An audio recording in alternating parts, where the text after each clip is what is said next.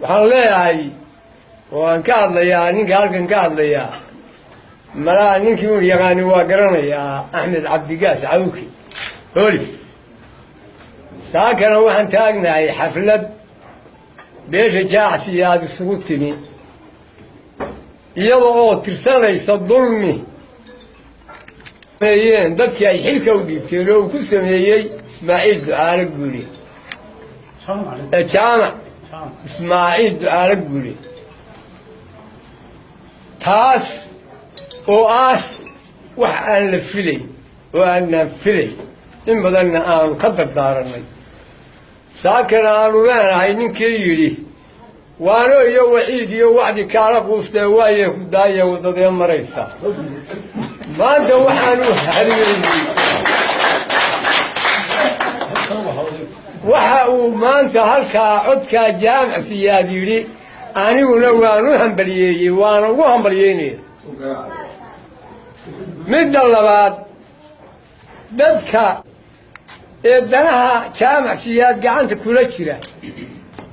ee biidhiqaataha ah ee meeluu maraya aan garanayn waxaanu leenahay dulli alla kugu dil dadnimadaadana alla xumee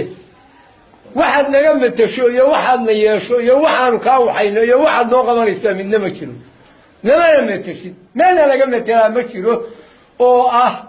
dalka gudihiisa laascaanood ama danaha dhulbahante ama tan aayaha jaacsiyaad iyaga unbaa matalan kara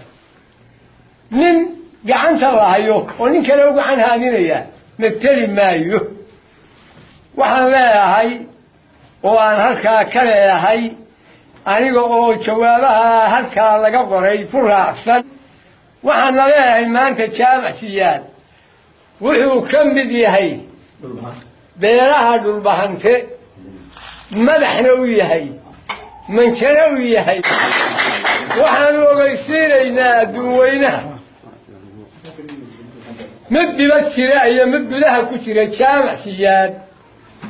wixii aan danihiisa ahayn wixii waday waa felishi